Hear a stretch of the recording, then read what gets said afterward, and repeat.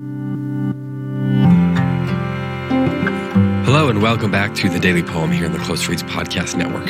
I'm David Kern. Today's poem is by Wallace Stevens, an American poet who I have read from once or twice here on the podcast. He lived from 1879 to 1955. He was a modernist poet, won the Pulitzer Prize for Poetry for his collected poems in 1955. Some of his more famous collections include The Idea of Order at Key West and 13 Ways of Looking at a Blackbird, as well as The Disillusionment of 10 O'Clock.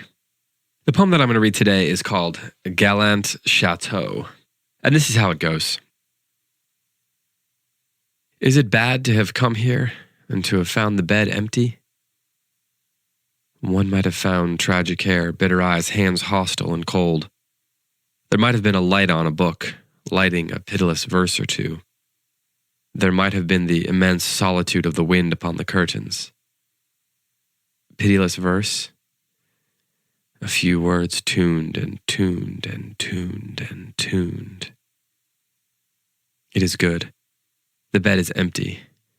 The curtains are stiff and prim and still.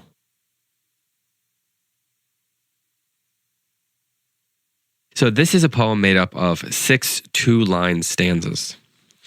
And one of the reasons that Wallace Stegner is so worth reading, among many, is that he is so in control of the rhythms and the patterns. And he is a poet who uses two-line stanzas really, really precisely. He's got several poems, which I believe are all six stanza, two-line poems. So 12 lines divided into two-line stanzas or into 6 couplets. And Wallace Stegner he's an ambitious poet. You know, he, like William Carlos Williams and T.S. Eliot and Ezra Pound and many other people who are considered modernists, he was playing with forms and he was experimenting with them and he was layering image upon image, and sometimes it felt like he was actively trying to confuse us. But then he offers a poem like this, which, you know, there's a lot going on here as far as all the images, and it's a little bit esoteric, and there's a mystery behind it, it seems. But it's also just the flow of thought. It's the imagination at work. It starts with a question. Is it bad to have come here and to have found the bed empty? What he means by bad is unclear, I suppose. Is it morally bad? Is it just a problem? Is it negative? Is it a problem? Is it unfortunate? Is it sad? You know, those are all the questions that are so often at play in a Wallace Stegner poem. But by the end of the poem, he answers it. So if that's the first couplet, the last couplet says, "It is good. The bed is empty. The curtains are stiff and prim and still." And in between, you know, he gets to his answer by his imagination, by, you know, imagining that there might have been a tragic hair, bitter eyes, hands hostile and cold.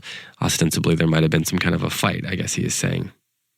He creates the scene that could have been. The scene that ultimately leads to solitude anyway. There might have been the immense solitude of the wind upon the curtains. And then in the end, the curtains are still. There is no wind on the curtains. And thus it's a different kind of solitude. It's not the solitude that comes out of a falling out. And he says there might have been a light upon a book, lighting a pitiless verse or two. But that pitiless verse is often tuned and tuned and tuned and tuned and tuned, he says. He says the words tuned something like 4 times over the course of that second to last couplet. I always sort of imagine this being as if the other person that he would have been with is calling his verses pitiless rather. And he's saying, pitiless, I've tuned those as precisely as I possibly can. I've shaped these into very precise 2-line stanzas. I've worked hard on these things. You know, this is not pitiless. And he's responding to that. And in the end, he concludes it is good. The bed is empty. The curtains are stiff and prim and still. And I don't know if the poem intends for us to feel melancholy about the emptiness of that, or if it's actually meant to be, you know, if he's actually saying it truly is good. Is he trying to convince himself that it's good, or does he really believe it? So there's a lot of layers of subtlety, of abstraction in poems like this, but there's also kind of a simple scenario going on. And sometimes poems that lend themselves to this much thought, while also not in the end being that complicated or overcomplicated, are one of the reasons why poems last and why great poets are worth going back to again and again and again.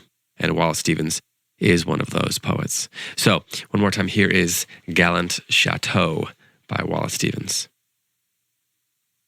Is it bad to have come here and to have found the bed empty? One might have found tragic hair, bitter eyes, hands hostile and cold. There might have been a light on a book, lighting a pitiless verse or two. There might have been the immense solitude of the wind upon the curtains. Pitiless verse, a few words tuned and tuned and tuned and tuned. It is good. The bed is empty. The curtains are stiff and prim and still. This has been the Daily Poem. Thanks so much for listening. I'll be back tomorrow with another poem for you. But before I go, I just want to remind you again one more time about our poetry memorization contest. Remember that we are, this time around, focusing on American folk songs, spirituals, things like that.